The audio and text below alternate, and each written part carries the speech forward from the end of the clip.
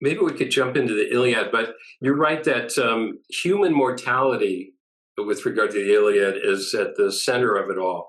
And I know no other narrative that evokes such unflinching truthfulness of the vulnerability of the human body. Yet the Iliad makes the whole world feel gloriously alive. You wrote that of the Odyssey and the Iliad, actually the Iliad was your favorite. Yes, I think the energy of the Iliad, the intensity of the Iliad, the way that the feelings are always sort of ratcheted up so high, and that there's both this very, very magical quality, which both poems have, of at any moment a goddess could appear. I'm talking to all of you, but maybe one of you, in fact, is a goddess in disguise. That could happen. That had that wonderful sense of there's this slippage between who knows what kinds of change and transformation might happen in the world. Homer gives you that, but then also. In the Iliad in particular, that awareness that humans are striving for certain things, that we want things, we want a place of belonging, we want to be honored and recognized, and yet also these poems are so aware, especially the Iliad, of how fragile, how temporary this time we have on earth is, and how, in the Iliad, so many sequences of here is metal going through one body part, another body part. There are so many spaces that enable a transition between life and death. The mortal body can be dressed up with all this complicated technology. Here's this armor, here are all these devices that we have to try to ward off death, and yet they're constantly being pierced through by yet more weapons. And maybe sort of the way that the Iliad is both drawing on a much longer, earlier tradition of mythology, which included sort of magical elements in terms of humans can be magic, that there were myths about the walls of Troy, which are supposed to be built by Apollo and Poseidon, myths about the magicness of Achilles' armor, which is supposed to not let anyone be killed while they're in that armor. The myth of Achilles' heel, which we only get references to 700 years after the Iliad.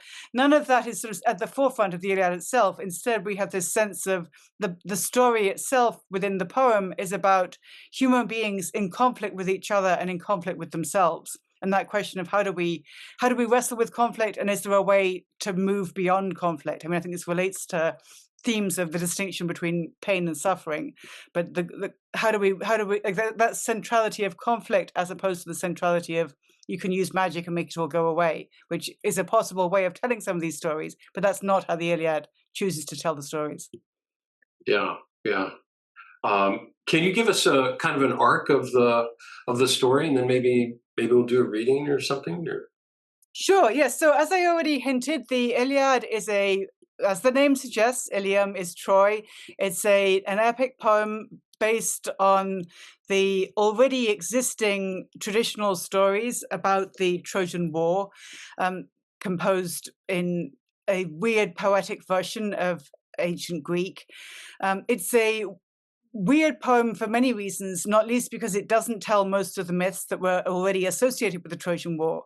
So it's composed for illiterate audiences who already know that there are stories about a great war between Greek-speaking people and their neighbors to the east, the Trojans.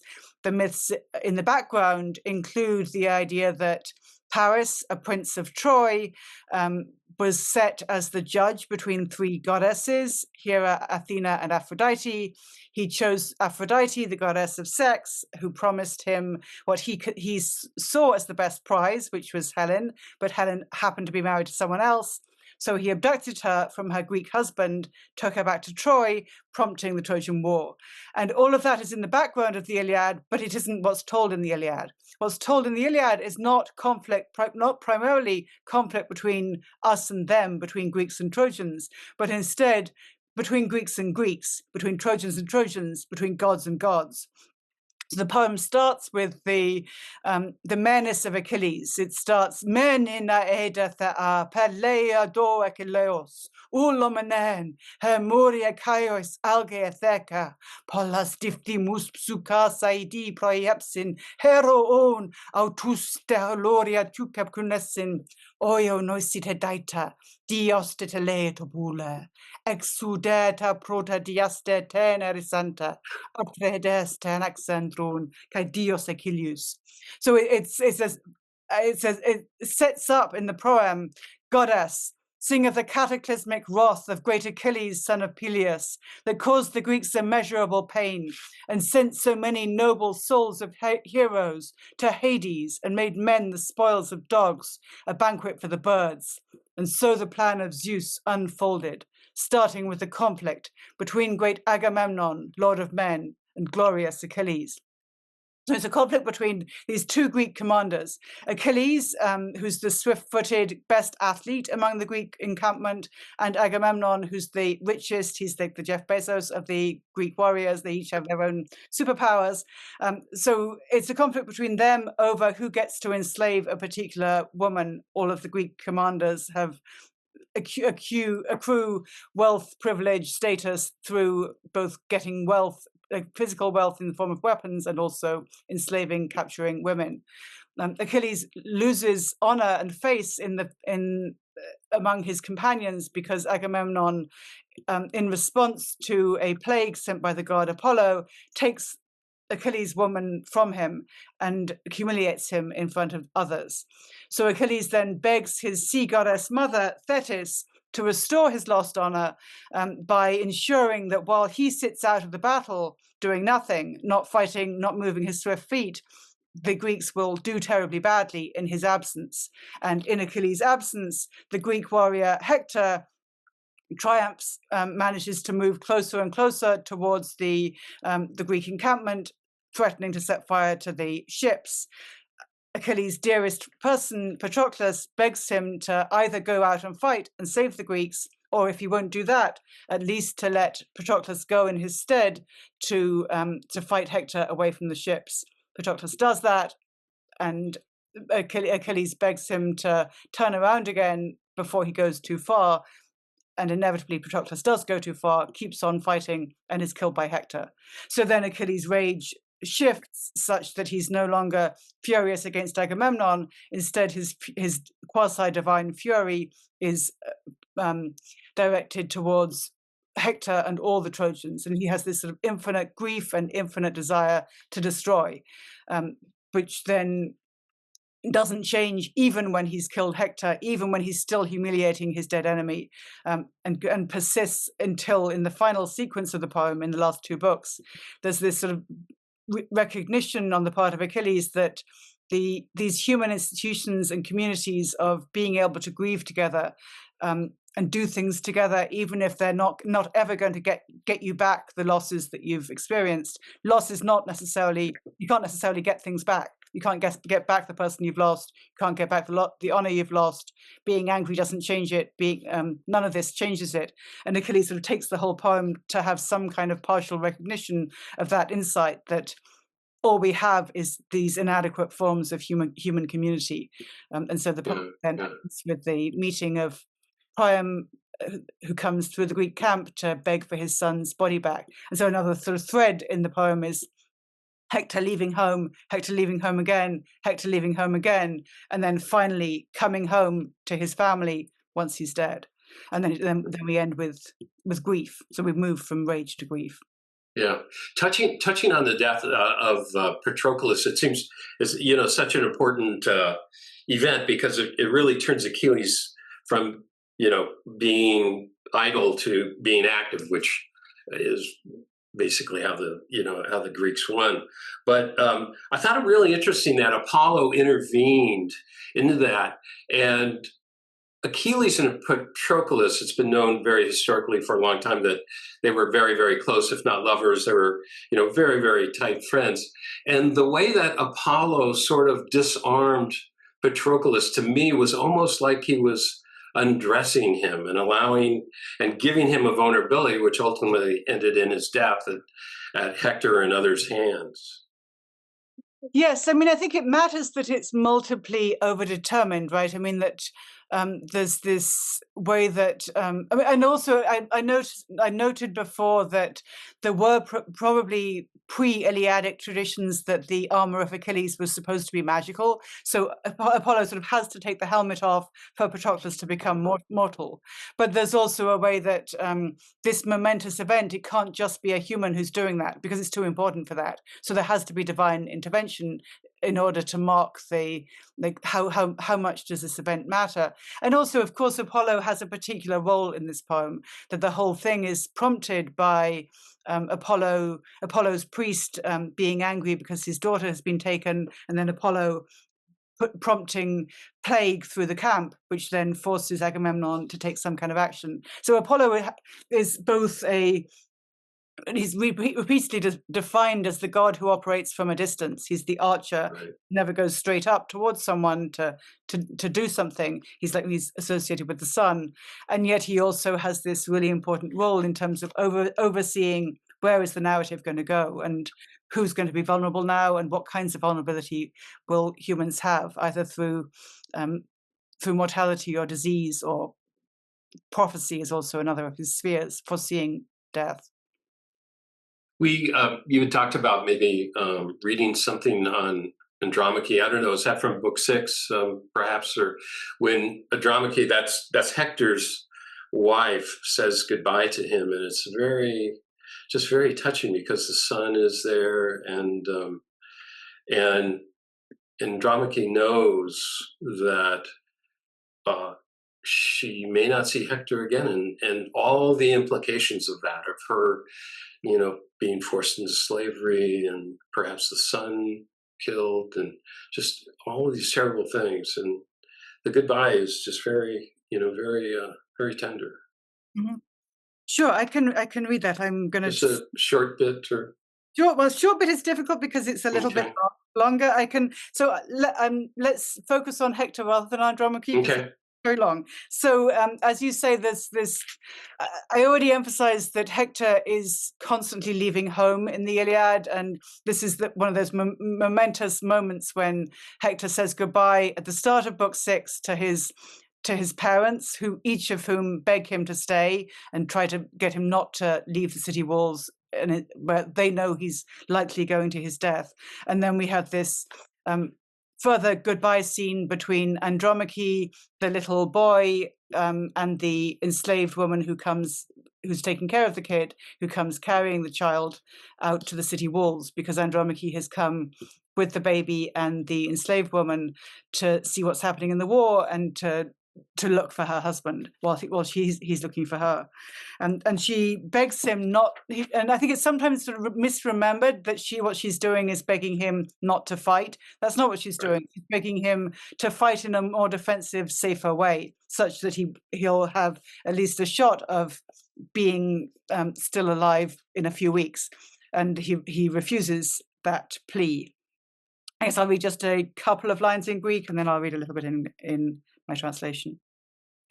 Hose pon elakoia filesen kersin etheke paiteon, hedera min ke do dexeta culpo, decro en gelasasa, posistela esse no essas, kiride min catarexine pos, tefet ek donomazde, daimonier, me moi tiliane ke casde othumu. Ugartis muperai sanane aidi proepsi. Moiran dutina femi perfugmenon emanai andron. Okay, so Andromache begs him, saying... That's really beautiful, by the way. Thank you. I mean, the Homer is beautiful. Everyone should learn Homeric Greek. It's beautiful. Andromache begs him not to leave the walls and go fight. And she says, "What are you doing, Hector? You strange man. Your will to fight will kill you. Do you feel no pity for your little baby son, or my unhappiness, my life of loss? Soon I shall be your widow. Soon the Greeks, all of them, rushing at you all at once, will kill you. Then for me, when I have lost you, better that I sink down below the earth. There can be no more comfort afterwards for me when you are dead, but only pain. I have no father and no noble mother, because God, like Achilles, killed my father." And she enumerates more losses. Hector, you are my father and my mother. You are my brother and the vigorous man whose bed I share. Please think of me, have pity, and stay here on the wall. Please do not make your son an orphan and your wife a widow.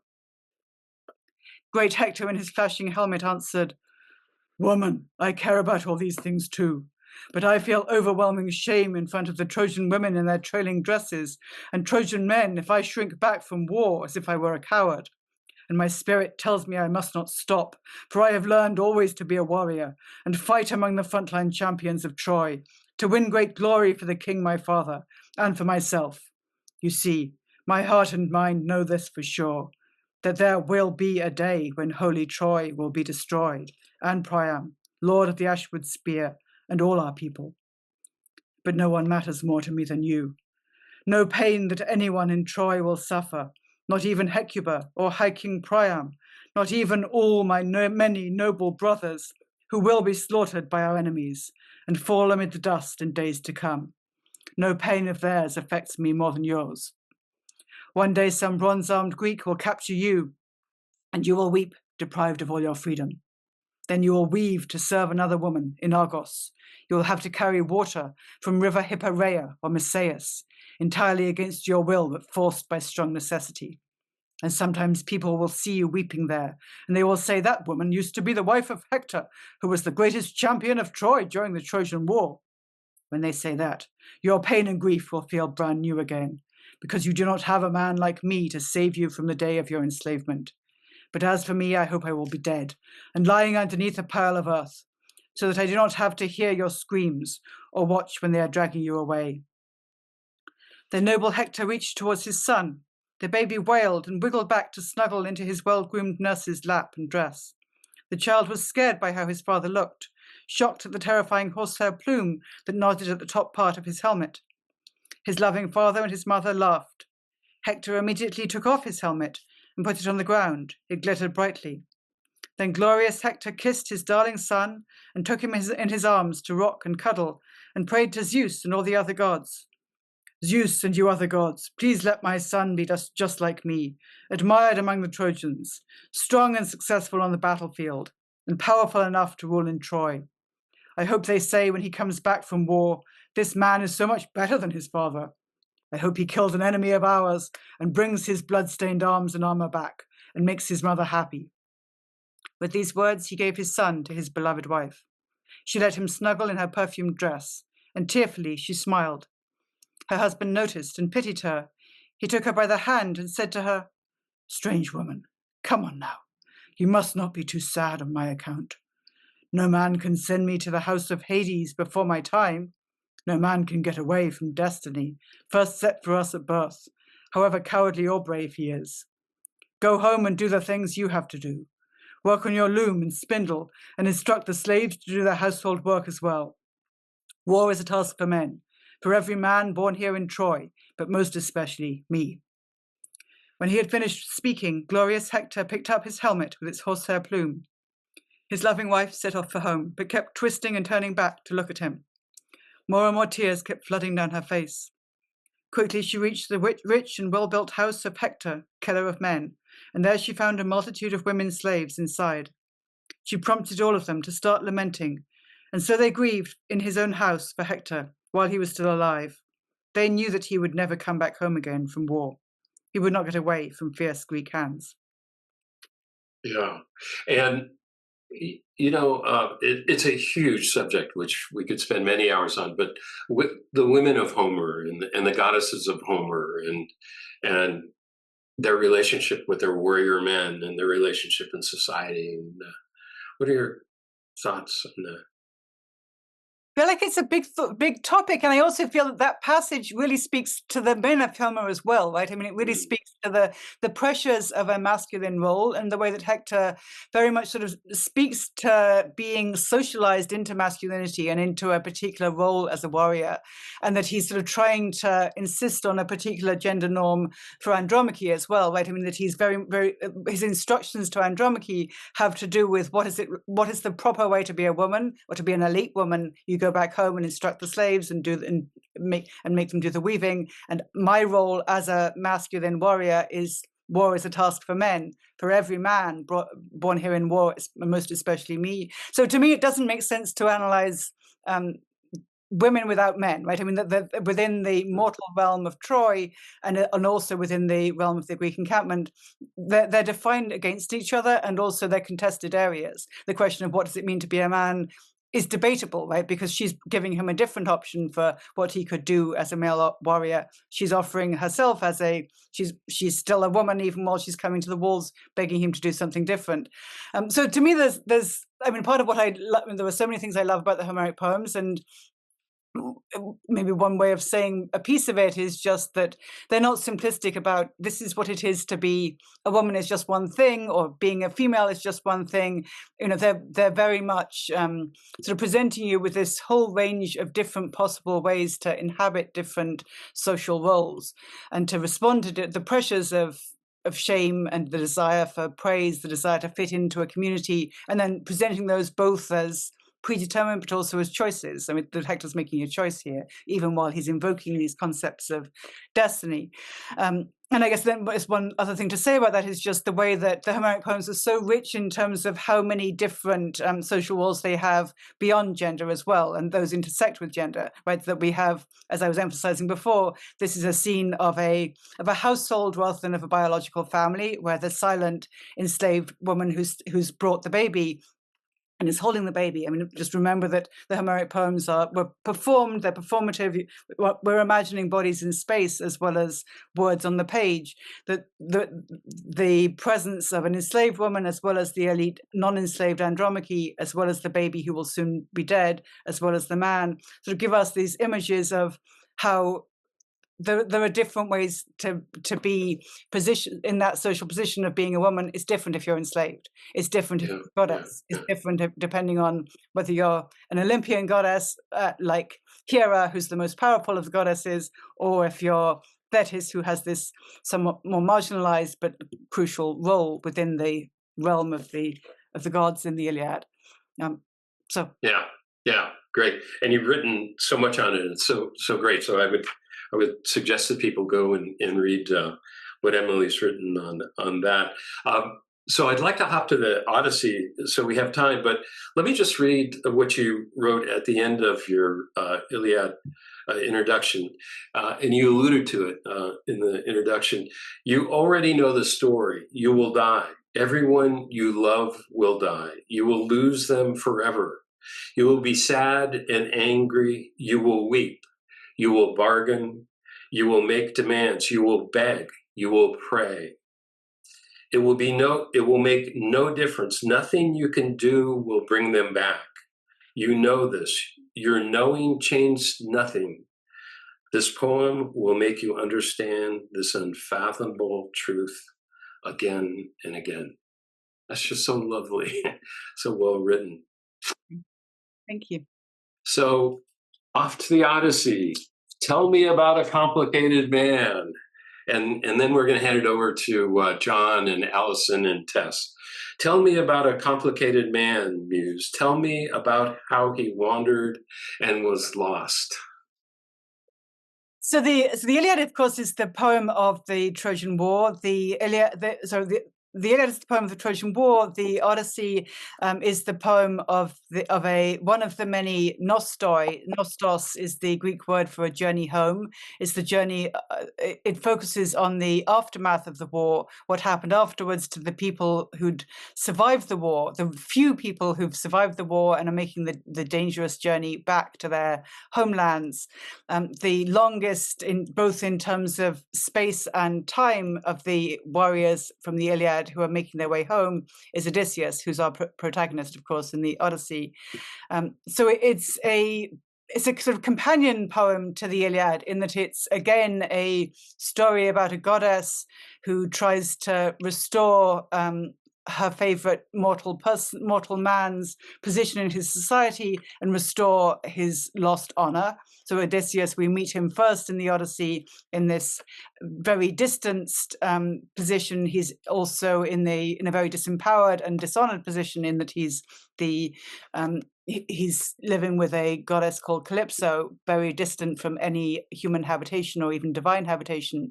And the poem traces both the journey of his son, Telemachus, in the first 4 books, seeking news about his father. So the father and son are sort of making parallel journeys towards each other in the course of the Odyssey. And then also, how does Odysseus make his meandering, circuitous journey back home?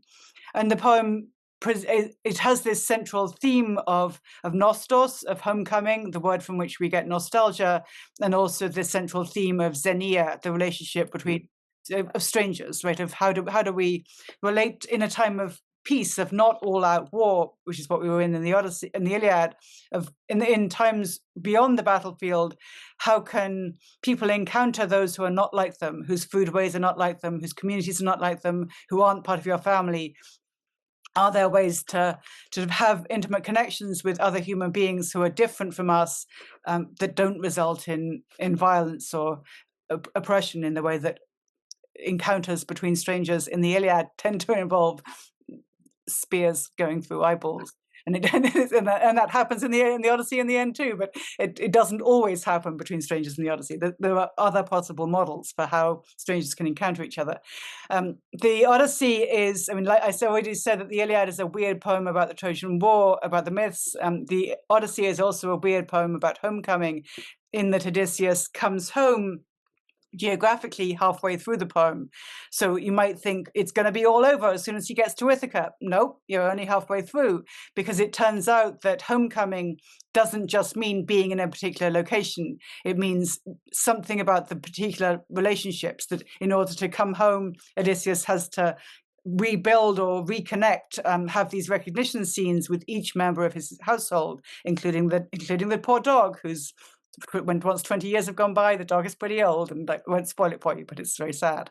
But also with the wife, also with each member of the household, and that also the poem traces how to connect with a particular person means being a particular person yourself. So the Odysseus who reconnects with his son is a different Odysseus, has a different story from the Odysseus who reconnects with Penelope, with the dog. In each case, there are these different identities that he's coming home to inhabit. It's not just about the space, it's about the people, it's about who he is and who they are. So it tells the story of how he comes home and eventually reclaims his identity as a warrior, that he's come home as a sort of veteran who's put the war behind him, but he then slaughters the men who've been harassing his wife Penelope in his absence. He's been gone for 20 years.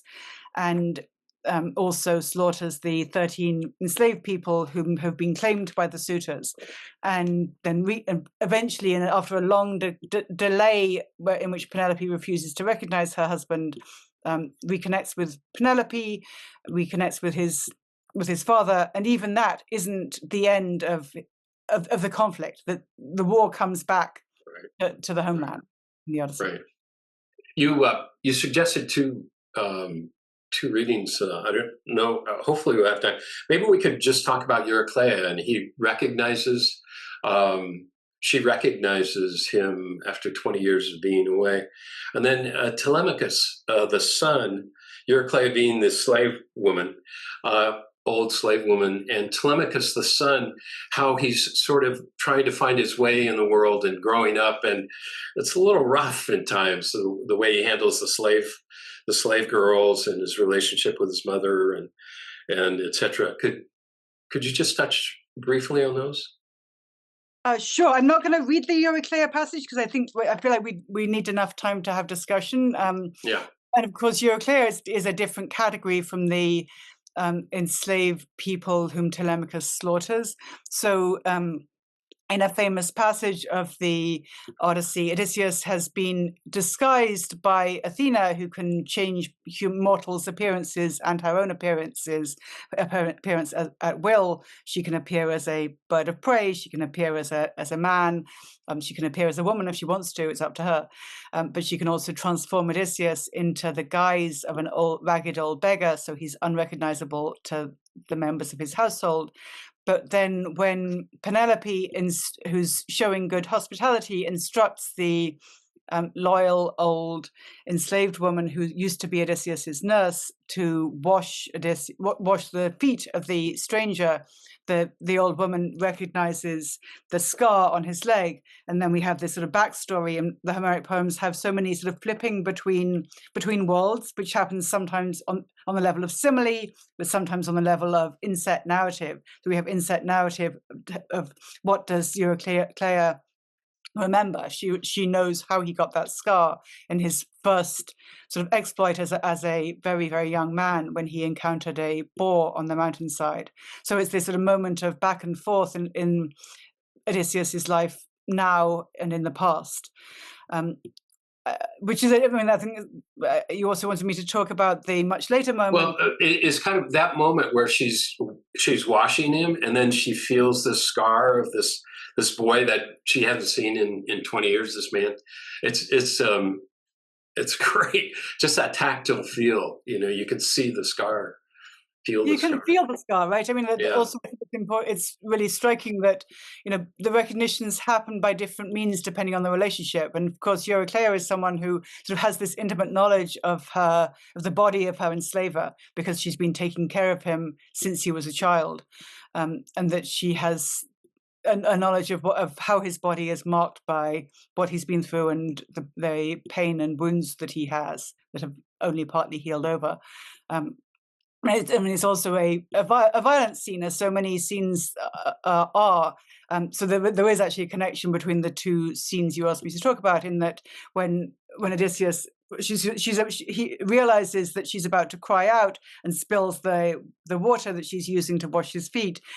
He then half throttles her to stop her talking. And so there's a running theme in the Odyssey of the potential danger of female mouths, right, and female throats, female voices. Telemachus in the first book famously asks or tells Penelope to shut up. And then when Odysseus goes on his, tells the tall traveler's tales about his adventures, he encounters both the cannibal man, Polyphemus, but also these various sort of mouth-focused goddesses like Scylla, the six-headed deity whose mouths can swallow down the men, the sirens whose mouths deliver this dangerous song that can allure and trap the male passers-by, Charybdis, the whirlpool, who's all mouth, and then that theme of the fear of being eaten or being swallowed, sort of, and especially being swallowed by a female mouth, in a way culminates in the very disturbing scene at the end of book 22, where Odysseus delegates Telemachus, his young, not fully adult son, to kill the 12 enslaved women who has said at the start of the book have been raped by the suitors. And he tells Telemachus to kill them with long swords. Telemachus instead kills them with a rope around the neck, which of course because there's a suppression of the throat, the voice, the mouth, the breath, and then they also kill the man who's served the suitors their food and cut off his hands and feet and genitals. So there's a different gendering of the violence against the enslaved people. I thought you were very gentle about. You said it's a little bit not very nice, and I was like, I'm not sure. I feel like it's. Well, the most important recognition, of course, is Penelope and Odysseus. Can we spend a few minutes on that? Yes. Should I read? I'm going to read a little bit about it. I think it's debatable. Yeah, that's such a great part, and I love. Talk to us if you can about the symbolism of the olive tree bed and. Yes. So Odysseus has many epithets, many superpowers. One of he has the superpower of patience. He has the superpower of being able to adapt and respond to different situations, which is what enables him to be a survivor where so many Homeric warriors aren't survivors. They're so preoccupied with honor that they'd rather have a short life than be able to adapt to different situations. But Odysseus has this adaptability, which includes an inventiveness. Odysseus is the one who builds the wooden horse. He also builds a raft to help himself get away from Calypso's island. He has an ability to adapt that includes using what's already there to make something new out of it. So in the case of the olive tree bed, Odysseus has built a bed out of a tree that was already growing, with its trunk growing all the way through the palace or house in his mansion on Ithaca. And 3 of the 4 bedsteads are built out of the tree, such that it's both about the found environment, and of course it matters that the olive is Athena's tree, that it's got this divine connection. It shows the blessings of the goddess because of course she likes both craft, strategy, and ingenuity, and those qualities that Odysseus shows by building this bed are part of why he's blessed by Athena, or the marks of his blessing of Athena. But of course the bed, I mean, any object of furniture or any object in general can mean different things in different times of life and to different people. And in the course of the poem, we learn also that what the bed means to Penelope is not what it means to Odysseus, right? That what it means to him is in terms of his own ingenuity. He built the bed. And of course, because it's a bed that's built partly out of this tree that's still in the ground, it's supposed to be an immovable bed. So it's a mark of this marriage can't be moved, this bed can't be moved.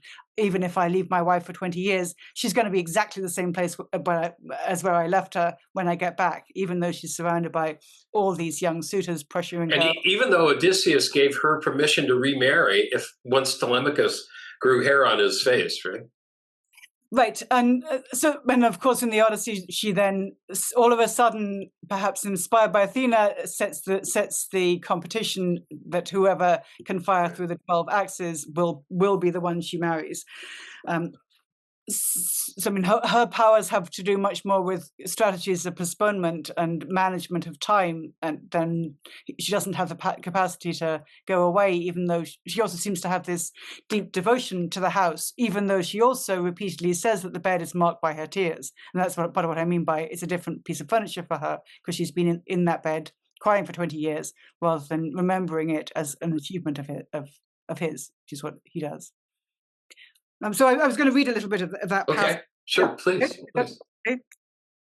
So Penelope shows her ingenuity by testing Odysseus by pretending that the bed could be moved, or that the bed that he built out of this tree trunk is no longer stable in the way that he'd set it up to be a sort of permanent marriage bed.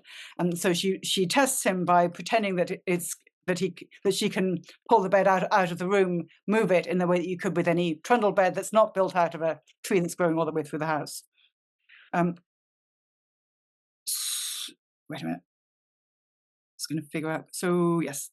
So then before this scene, Odysseus gets a great divine makeover from Athena, who pours beauty on his head and shoulders. And he says, "Extraordinary woman, the gods have given you the hardest heart. No other wife would so reject a husband who had been suffering for 20 years and finally come home. Well, Nanny, make a bed for me so I can rest. This woman must have an iron heart." Penelope said shrewdly, "You extraordinary man! I am not acting proud or underplaying this big event. Yet I am not surprised at how you look. You looked like this the day your long oars rowed away from Ithaca. Now, Eurycleia, make the bed for him outside the room he built himself. Pull out the bedstead and spread quilts and blankets on it." She spoke to test him, and Odysseus was furious and told his loyal wife, "Woman, your words have cut my heart. Who moved my bed? It would be difficult for even a master craftsman, though a god could do it with ease. No man, however young and strong, could pry it out. There was a trick to how this bed was made. I made it, no one else. Inside the court there grew an olive tree with delicate long leaves, full grown and green, as sturdy as a pillar, and I built the room around it. I packed stones together and fixed a roof and fitted doors. At last I trimmed the olive tree and used my bronze to cut the branches off from root to tip. Now I have told the secret trick, the token. But woman, wife, I do not know if a man, has cut the olive trunk and moved my bed, or if it is still safe." At that, her heart and body suddenly relaxed. She recognized the tokens he had shown her. She burst out crying and ran straight towards him and threw her arms around him, kissed his face, and said, "Do not be angry at me now, Odysseus. In every other way, you are a very understanding man. The gods have made us suffer. They refuse to let us stay together and enjoy our youth until we reach the edge of age together. Please forgive me. Do not keep bearing a grudge, because when I first saw you, I would not welcome you immediately. And then I was going to skip a tiny bit. You made my stubborn heart believe in you. This made him want to cry. He held his love, his faithful wife, and wept. As welcome as the land to swimmers when Poseidon wrecks their ship at sea and breaks it with great waves and driving winds. A few escape the sea and reach the shore, their skin all caked with brine. Grateful to be alive, they crawled to land. So glad she was to see her own dear husband, and her white arms would not let go his neck. It's great. A complicated woman, right? Yeah. Well, that's wonderful. Let me hand it over now to John Tarrant and Alison Atwell and Tess Beasley. They're very familiar with your work and love to hear what they have to say. Thank you. John, you want to go first? There's something overwhelming about the Iliad. It's like when we really show up in life. I suppose that's the quality that appeals to us, that we can't, in a way, having opinions about it doesn't seem to be the point, that it's something you live inside of when you're reading it, being subjected to it, or that's not right, because it's a wonderful thing, so I was very, I don't know, I just was interested in that. And then later on, and I, was involved with, as a child was reading, the bad translations at the time, and then it was something that sort of I then got into the whole Zen Japanese thing, and decided I would just carry that and try and thread it back and connect it to the great Western way of the good things about the Western world, a view of the world, and I think, and so that's the immersive quality in Homer is part, particularly the Iliad, I think, is part of what you learn in Zen if you're meditating and you stop your mind from interfering with reality, whatever. But as your mind sort of settles a bit and you just see things and you're more naked and reality is more naked, and the Iliad is overwhelmingly naked and intimate in that way. And so I think that's what and also John pointed this out, but the exactness of I'll die, you'll die, we'll all die, and it's exactly what it's like when you thrust a bronze spear through an eye socket, and everybody seems to remember that particular There's a couple of them. It obviously was popular. One or two, yeah. It's the obvious way to do it, but so that's that whole. In Buddhism and Zen, there's a sort of respect for death and respect for bodies and respect for people dying and not such a thing about, well, everybody likes to live longer if it's not too difficult a thing to do, but the emphasis is on the whole of life, and that includes death and how we can if we put someone in the fire, we touch them, and talk to them and stuff like that. So and we respect when people are dying, and the hospice thing, that's there. But I think that just the clarity with which Homer sees death and the inevitability of death, and how everybody does too, that Priam and the strange sort of role-bound sort of heartlessness of Hector just striding off to battle. There's nonetheless there's some empathy for that. What else are you going to do? And transform the culture so massively that they never let him get away with it, that sort of thing. So, and what is she going to do? And the cruel fate. The men die, but the fate of the women, they have to live with all that, and so the sorrow of the overwhelming sorrow that's in the Iliad is the other thing that's loaded with feeling, and for me, and loaded with feeling and sigh, and it has ever been thus sort of feeling, yeah. Yes. I mean, and that's the scene I read with Hector and Andromache. One of the main things I find striking about it is the way that it's sort of meditating on how a person can think they're talking about death and understanding that they will die, and yet maybe not.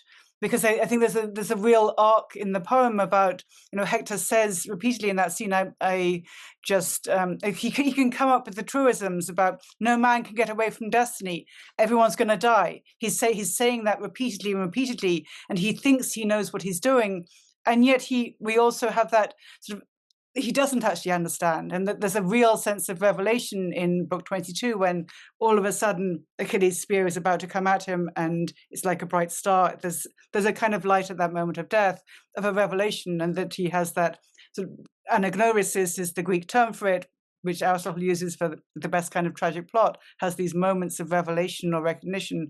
Hector has that moment of recognition that he thought he knew about death, but he doesn't actually know death until that moment of realizing he is alone and he is about to die. And Right. that you may think you know, and then there's knowing and knowing, right? And there are ways that sort of traces through both the story of Hector and the story of Achilles, where, I mean, Achilles also, of course, is surrounded by divine helpers who can remind him of his mortality, that both his mother repeatedly reminds him that his time is short, that even though she goddess is his mother, he's mortal. He knows he's mortal. He keeps insisting that he has this kind of superiority to other humans because he has this sort of extra awareness of mortality, and yet he doesn't fully get it, and he gets it in different stages once he has that awareness through the death of Patroclus, who's like a second self to him. That there can be these sort of ways that you can say that you're going to die, and all of us, if asked, would probably admit that we know we're mortal, but we don't necessarily know it on the level of really knowing it. And so I think this poem is really deep about that as well, about just how difficult it is fully to know that. And even when Achilles divine horses, he has immortal horses, you might think that would be useful. All that they're good for is that they can turn around and say, Achilles, you will die.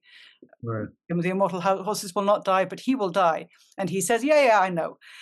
But does he really know at that stage? I mean, I think he sort of knows. But then there's still more stages of knowing that come about. Well, it's very touching to me, the horses. They also weep for Patroclus, the horses weep. And they just weep.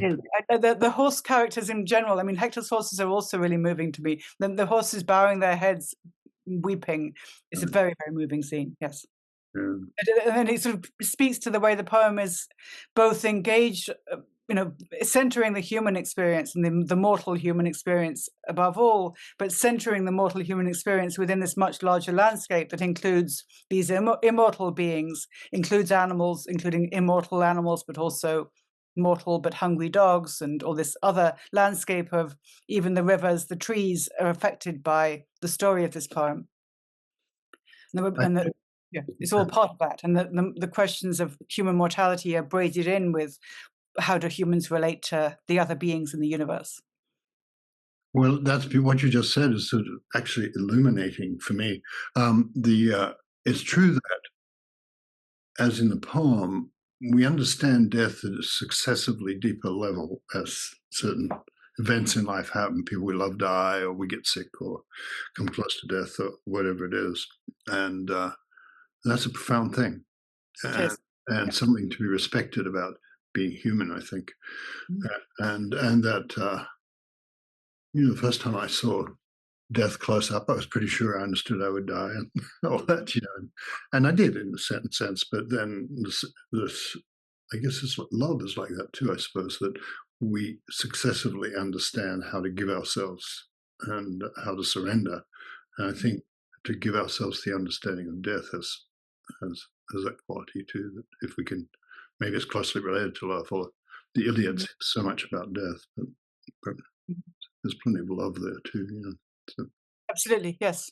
And I think part of the poem's sort of set of, I mean, I hesitate to say teachings because I don't think it's quite like that. I mean, I think the mode of it's about an immersive experience is better, but it shows you the ways that knowing in community is different from knowing in an isolated way, right? That the experiencing of death when Achilles is shutting himself off from everyone else, that's a different and more limited kind of knowing that he can have versus the kind of knowing that you can have if you're experiencing loss in the company of other people who are also experiencing loss. And I think that's also something which, we can all learn something from that and relate to that. Yeah, I think that's very true. And when we're grieving, there is a tendency to, well, perhaps not for everyone, but there is that tendency to pull back and go into burrow and things like that. And it's much more helpful to everybody if we do it together. It's one of those things that can, if possible, is sort of... Yes, but it's very difficult, right? Because there's also that possibility of like trying to, I mean, that's there in the Priam and Achilles scene, right? That they're both grieving, they both suffered terrible losses, but they also are still enemies. They still have rage against each other as well. And letting go of those things is extremely difficult. Yeah, that's one of the great, that's one of the great scenes. Do you have thoughts about that? The Priam Achilles scene. It's an amazing scene. I mean, I'm not sure what to say about it beyond that it's an amazing scene. I mean, just that profundity, I think, also of how it's not sentimental. It's not sort of saying, and then they were best of friends and everything that they were worried about was gone. It sort of focuses on the fact that the people they're mourning are also people who've killed, right? That we're reminded even at the moment when Priam is begging for his son's body back that Hector was a killer and killed Patroclus, and that Achilles' grief is shaped by Hector, and Priam's grief, of course, is shaped by Achilles, is caused by Achilles. So that we're not sort of shown, we're invited to look really clearly at how difficult it is and how circumscribed it is, the possibility of this moment of connection. But we're also reminded that if the gods weren't helping, if there weren't this sort of really careful management such that Priam doesn't see the dead body of his son face to face until it's time to take him away, because otherwise he would be furious and then Achilles would kill him. It's very, very difficult to have these moments. And so I love also that it's both so beautiful that they have this shared moment of loss and grief together, that they can cry together and eat together, even though their griefs are caused by each other as well as shared with each other, even though they're enemies. But that it's also not suggesting that this could be a sort of universal, everyone can always be happy together all the time or always be grieving together all the time. It's showing you how difficult that is and how hard it is to achieve it, even for a moment, is very difficult. Yeah, that's one of the virtues of the Iliad, that it's not moral in this will improve your life way. Yes, and it's not sentimental. It's not sort of presenting it as then that's going to be the end of the war, because it's not going to be the end of the war. And maybe also sort of going back to what we were talking about a minute ago of acceptance of mortality, that it's both about Achilles and Priam mourning those who've already died, mourning their loved ones, mourning Patroclus and Hector, but also this awareness that Achilles has that his own father is never going to see him again. So this sort of bonding that he has with his fake father, with Priam, who's the age of his father, he knows at that moment that he isn't going to see his real father again because he will soon be dead. So that connection with a father figure is another way for Achilles to recognize his own very imminent mortality. And there are so many layers to what it is to recognize death. And I do think that we get one of the strange things about life is that suddenly we get these moments that are vast, and moments that are where Priam does stand in for his father, and the fact that they're overwhelmed by tears is a positive thing. It's a little bit better than the spear through the eyeball,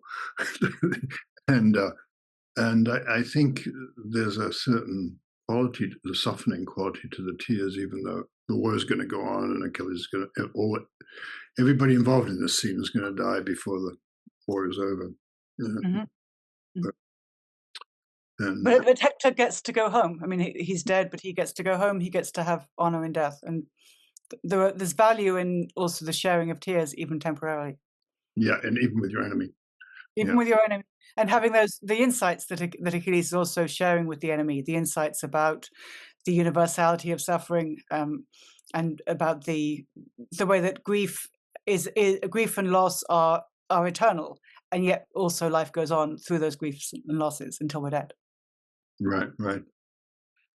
Well, I'm hogging you, and I feel I should let somebody else have a go. Thank you so much. You're so generous. Yes. Your what comes out of your mouth and your heart. So thank you. Alison, you next, and Tess. I'm going to take up that same moment in the story of Achilles and Priam.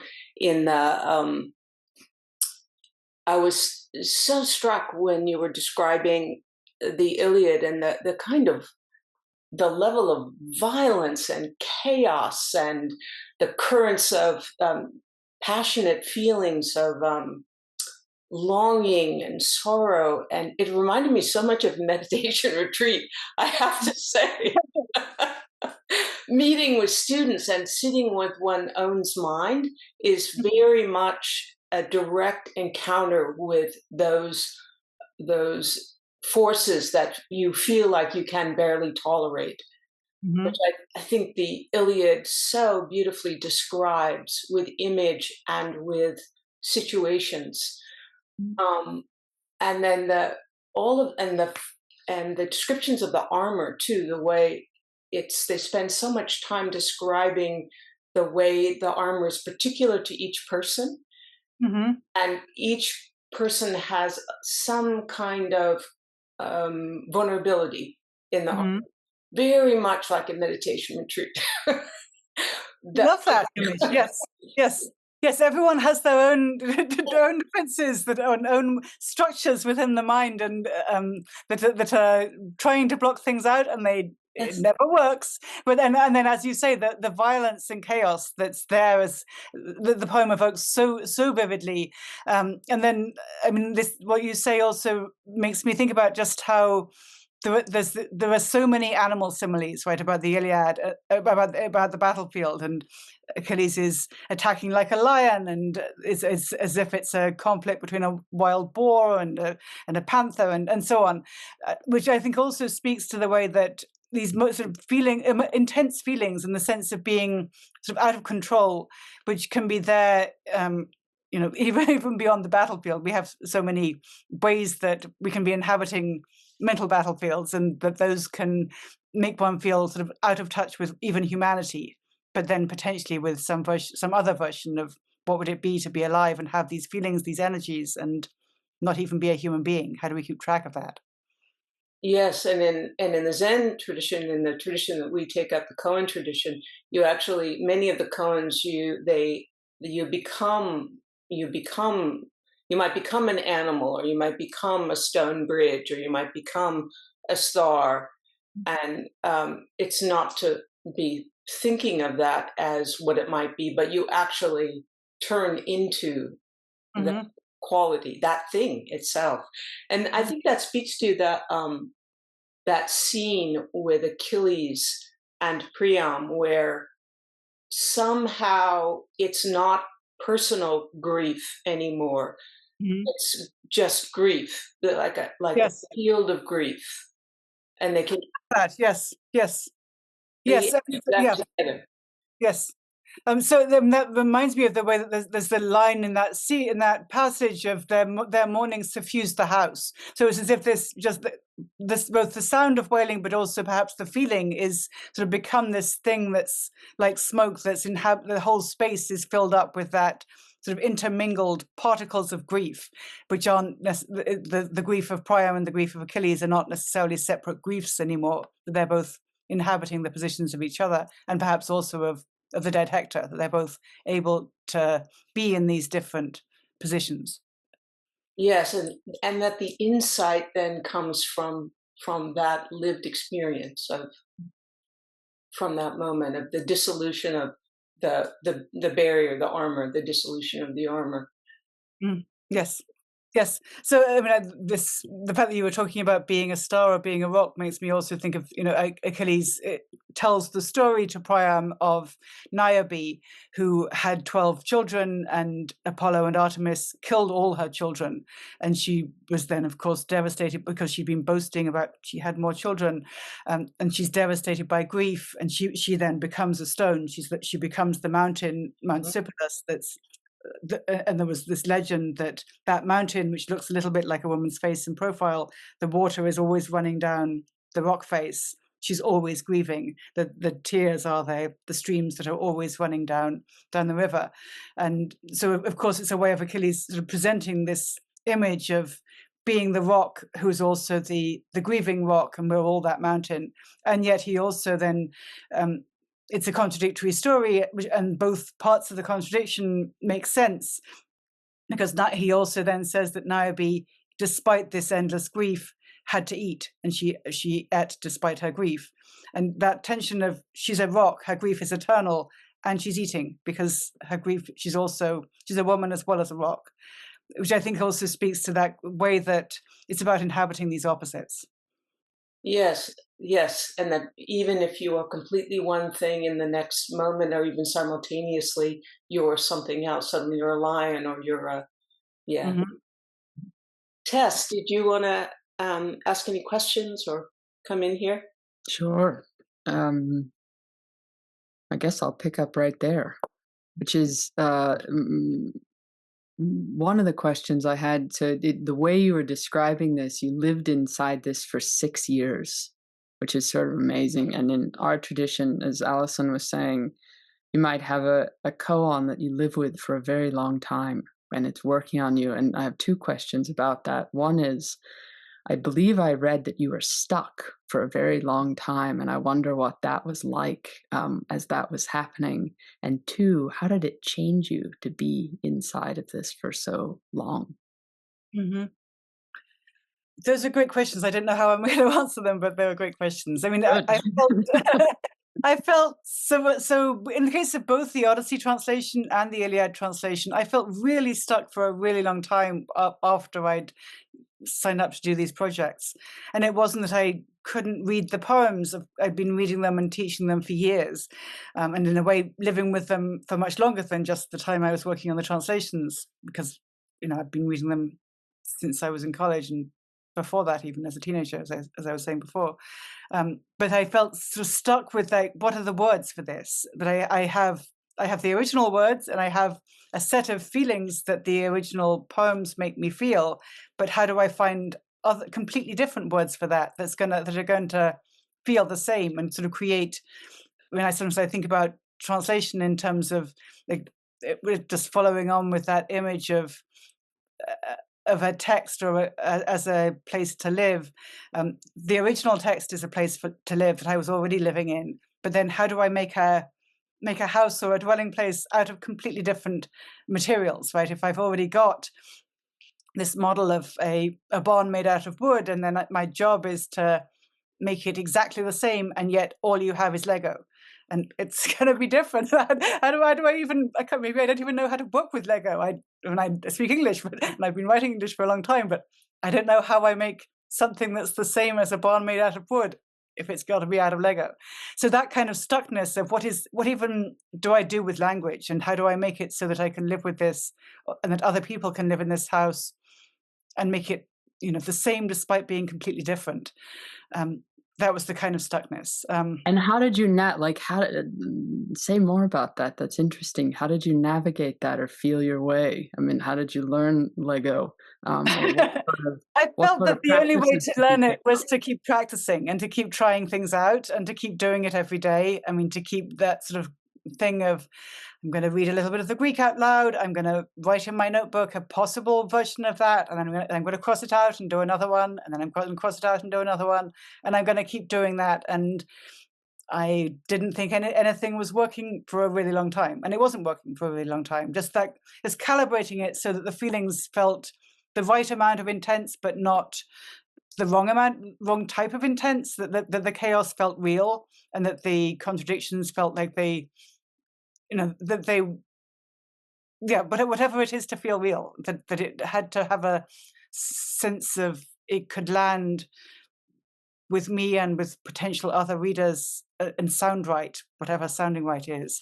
And I felt that practice was the only thing I could do, just keep on doing it until it was less bad. I don't know.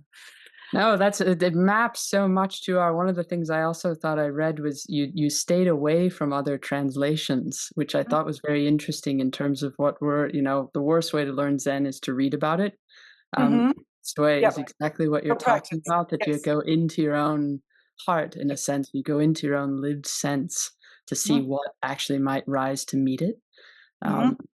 And so I guess the second question is, how did it change you to live in that for 6 years and take up that kind of intensity of practice?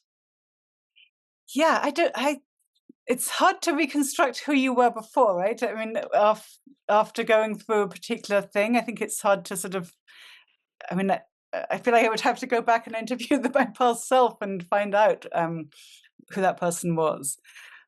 Because it's also hard to disambiguate. I mean, John was saying quoting at the start, how I feel a certain sort of braiding together of my own daily life experience and the daily life of translating Homer and reading Homer. So if my experiences of my mother died, and I'm experiencing my own grief, and then I'm also thinking about Achilles, thinking about Hector, and those are not separate things. So which element of what's changed me over the last 6 years is my children have got 6 years older, and things have happened in my life, and I've had experiences with people, and I've also been living in this text for all these years, and living with this practice of trying to rebuild it in using whatever words I can find. So, I mean, for me, it's just very difficult to say which pieces are Homer and which pieces are everything else in life. I don't know. But I think there's an interplay between them always for me. I mean, an interplay between whatever I'm like most intensely reading and working with and living with as a text, and then everything else they're not necessarily separate. I mean, I think that the sort of being, I feel like I am more articulate, or I understand a little bit more clearly now than I did 12 years ago before I started these translations, just how the truth that's there in Homer, that's there in life, about the always doubleness or multipleness of experience. I mean, the way that, a line I think about all the time of this, just the repeated line of the battlefield is where there's the killers and the being killed. And the fog is bad for shepherds and good for thieves. And that you're always being shown, here's this truth. And it's at least two different truths at the same time, depending on how you look at it. And I think that's actually, I don't know enough about Zen to know how Zen that is, but I think it might be a bit Zen. But I think it's at least, it's true of my experience. And it seems to me that it's something I understand on a deeper level through having lived with Homer like this. Beautiful. You guys want to say anything, John or Allison? You have more you want to say? Yeah, I was noticing the owl on your. There's an owl, I think, on your shelf. Yes, I have several. I have a whole bunch of owls. This is a just tourist owl from Athens. Tourist owl. I have these ones which I think are really cute. They're made out of. The made out of little tree trunk things. Yes. And I was wondering, well, what gods served you during the process? Yes, good question. I don't think Athena is the right goddess to serve translation. Even though, of course, she favors. The elements that of where I want Athena's blessing. I want strategy. I want craft. But the craftiness, I think, of Hermes, I think is more useful because it's about crossing between different worlds. And then also Iris, the messenger goddess, the rainbow goddess in the Iliad, who sort of has to translate the messages of one god to another batch of gods in order to make them to make them land with whichever audience she's communicating with. I think those are useful goddesses. Hermes and Iris are useful figures for me. But then also, I mean, there are multiple gods who have to do with making things. So I also think about Hephaestus, right, who's the god of metalwork as opposed to woodwork like Athena. But the focus on technique is really important, and the ways that technology and trying to make things well and make things so that they'll shine and feel bright and full of light. That's something which I think has to do with the power of Hephaestus to be a god of fire as something that can generate new life. So I don't know. No, that's beautiful. There is that thing about the brightness of, the descriptions of the shields, or even the brightness of how somebody's being killed, that is so clear and vivid and all that. And then there's, I think, a translation too. Some translations, I think, have tried to avoid the feeling of overwhelming darkness that can be around with, around Patroclus's body, but other. That's the immersive thing. If you're going to be immersed in a war, there's a lot of darkness there that you have to bear in your own heart, and that. And so, and I'm just saying, I noticed that in the translation. I noticed that in the experience of the translation, and I suppose that's hermetic. Yeah, there's darkness and light, right? And I think to me, it's important not to cushion it. I mean, not to just let that be there, not kind of add in ... exclamation mark, or sort of make it sort of apologize for this. This is really dark or difficult, and this is a scene in which, but I actually think that applies not just to scenes in which people are killing each other or people are dying, but also to, when I read two scenes that have to do with husbands and wives talking across each other. It can be the case that even when Homeric characters or real life human beings they love each other, they're communicating with each other, and yet there's this huge gap. And I think there can be a sort of tendency among translators to sort of want to present it as everything is lovely, and Hector is consoling his wife so she feels fine. She doesn't feel fine. She knows she's going to be dead. He does not feel okay, and that needs to be really clear by a sort of lack of cushioning in the language. It needs to be bright by being dark. That's beautiful. Yeah, they're just like us. Right. Yeah. No, it's never a single thing. Yeah. Okay. Thank you. That's great. Tess, did you have something else? Should we do, are we doing audience questions, or is that not yeah, that'd be great. Sure. We could take some texts. Also, we want to ask you, Emily, what are your plans? What are you working on right now? Could you share anything with us? Or I'm doing a translation of Ovid's Heroides, which is a sequence of Latin verse epistles in the imagined voice of mythological women. And I'm also doing a sort of fictionalized retelling of the myths that are in the background to the Iliad and the Odyssey as a sort of sequence of short stories. Oh, cool. That's wonderful. You've talked about the different languages, about the Homeric. You talked about that the Odyssey and the Iliad come in 10 tongues, and the differences in the various languages and writers. Any thoughts there while questions come in? I'm not sure if I understood the question. 10 tongues. In Homer is basically many dialects from many regions, and you said it's rather simple language, but it's also sort of very patchwork, I guess. It's very patchwork and very much traditional. So I mean, the question of should a translation try to replicate the multi-dialect elements of the Homeric poems is syntactically very clear. So it's very most of it is not subordinated syntax but coordinated. So it's and this and then this, but this and then this. So it's not the kind of poetics where you need to sort of wrestle over where was the main verb in that long sequence of sentences in the way that it's not like Paradise Lost in that way. It's not like Aeschylus, but it does, in terms of the lexicon, it's drawing, because the Homeric poems were based on a centuries-long oral tradition which developed over many generations and developed in different parts of the Greek-speaking world, and draws on the ways that different forms of Greek were different and were different dialects. So it's this traditional patchwork. I felt I couldn't do that. I mean, I could try to make up a version of that by using multiple dialects in English, but I experimented with that a bit, and it would be fun, but I also felt it would come across as fake because that tradition doesn't exist in English. So I'd be sort of making up a fake tradition as opposed to conveying what the Homeric poems convey, which is this is traditional poetics, because that's what was traditional poetics in the archaic Greek tradition.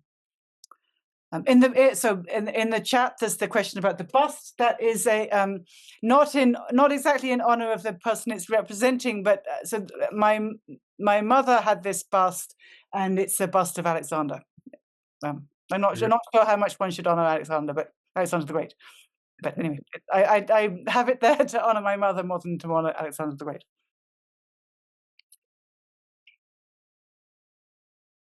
Another question in chat. I was fascinated by the profile in the New Yorker. It seems that you now, I have a hard time reading it. Perhaps you can read it. It seems like you know elements of the story from the inside. In so many ways, you have experiences in your body. Yeah.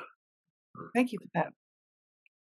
I have a brief question about similes, specifically book 8 of the Odyssey, where Odysseus is likened to a grieving woman.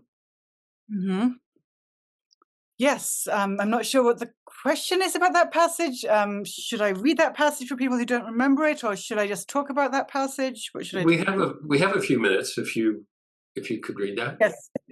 So I already read another of the famous reverse similes in the Odyssey, where in that scene of recognition between Odysseus and Penelope, we have that simile of somebody barely surviving shipwreck.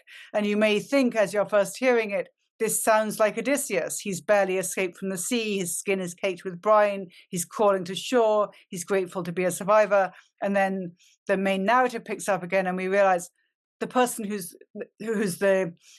about whom a simile is being made is Penelope, not Odysseus. She's the survivor from shipwreck. She's the one who's barely survived the sea. And so it sort of creates this slippage between, and this also goes back to what we were saying about Priam and Achilles, how there's the intersection or slippage of one person's experience is another person's experience. Odysseus is Penelope. Penelope is Odysseus. At that moment, maybe there isn't a distinction between them. Maybe she is also somebody who's been in all those shipwrecks. And so this moment at the end of Book 8 of the Odyssey is another moment of what's called these reverse similes, where it might seem as if it's from one perspective, and it might seem as if it's from a male warrior's perspective, but it's actually, then the simile takes us to a grieving woman. Odysseus has asked to hear the story of his own most famous triumph when he devised the wooden horse, and also, people who haven't read the Homeric poems recently may be surprised that the story of the wooden horse occurs only here in Homer. It doesn't come in the Iliad. It comes in the Odyssey in the context of Odysseus asking the poet at the court of the Phaeacians to sing about war and about the Trojan War and the wooden horse. And then once the poet does so, Odysseus starts crying. Odysseus was melting into tears. His cheeks were wet with weeping, as a woman weeps as she falls to wrap her arms around her husband, fallen fighting for his home and children. She is watching as he gasps and dies. She shrieks, a clear, high wail collapsing upon his corpse. The men are right behind. They hit her shoulders with their spears and lead her to slavery, hard labor, and a life of pain. Her face is marked with her despair. In that same desperate way, Odysseus was crying. So there's this whole sort of sequence of surprises where you might think, surely Odysseus would be happy to hear about the wooden horse. And what he does is crying. And then the simile takes us not to the experience of the conquerors, but the experience of the defeated, and the experience also of this sort of cinematic sequence, but of what it's like for this woman as she step by step watches her husband die, knows that her own imminent enslavement is now here, and she's being beaten by the spears. I mean, I think there are so many questions that the questioner hasn't asked a specific question, but there are many questions one can ask about this passage, just in terms of, why is Odysseus like this woman? In what way is he like this woman? Is he like this woman because he's also the war that he won is also a trauma for him? Is there a way that he's also in this place of entrapment, but living with what he's done as a victorious conqueror, or living in this between space where he's not at home or at war? Are there ways that he's frightened of enslavement, or frightened of being something other than a winner, other than a warrior? Who is he? I mean, is he the winner? Is he the loser? Is there a difference between those things? I think the simile sort of takes us to that question of that question back to Alison's point about, we could be a star, we could be a rock, he could be a woman, he could be the Trojan horse. Maybe there isn't a distinction on some level. Yeah, my thought in reading that passage and others is just so much blood and so many tears, Mm-hmm. both in the Iliad and the Odyssey. So John and Alison and Tess, any final thoughts before we finish? I do. Okay. Excellent. It's hard to abandon ship here. Such an is. I was thinking the thing about the tears. Well, one of the things that Odysseus does is he spins these wonderful alternate biographies for himself all the time. And I was thinking Demetra does that in her Homeric hymn, where she comes to the household to nurse the infant and put the infant in the fire and things like that. And I was thinking, there's something marvelous about the way identity just keeps shifting, and that seems to be part of not just a ruse, although it's that, but in some way part of how it is to be human. And I imagine you have many thoughts about that. So, yes, I mean, I think it's some humans in the world of Homer do it much more than others, and of course Odysseus is the best at doing that. But that he has this ability to construct multiple selves through words, through stories, through inhabiting different personae and inhabiting different story worlds, which also entail being in different bodies with different histories. And of course, you're right that we actually all do that in various different ways. And within the world of the Homeric poems, on some level, there's a contrast between Achilles, who is refusing to do that, is insistent on, this is my only story. My only story is my swift-footedness. I'm on this quick path towards victory, quick path towards death. Not going to change my story. And famously in Book 9 of the Iliad, when Odysseus comes to beg Achilles to return to battle, he insists that he's not going to change, and that he says to Odysseus, I hate like Hades' gates the man who says one thing and hides another in his heart, and sort of presents it as inherently false to have that kind of multiplicity. But then, as we've been talking about today, Achilles does actually change, and maybe there is more than one thing inside his heart, and maybe it's possible for him actually to inhabit a different persona. Maybe that's also truthful. It doesn't have to be a lie. So I think that both poems together sort of speak to that question of how can one be multiple and also authentic. Yeah, thank you. Okay, well, Emily, I think we all have about a couple hours more questions, but it's time, and it's getting late for you, and I just want to thank you so much for coming on. It's a little bit of a leap for you. For us, not so much. I think we've been great lovers of your writing for some time, including my daughter, who gave me your book a few years ago and introduced me to you. So you are still Athena, I would suggest. You first became her at 8 years old, and you're showing that you still are heard. We're very appreciative of that. So thank you all for coming to this Luminary series. And thank you, John, and thank you, Allison, and thank you, Tess. Yeah, Thank you. had Thank you so questions, much. fantastic, and participation. So have a good night, and we'll see you all again soon, hopefully.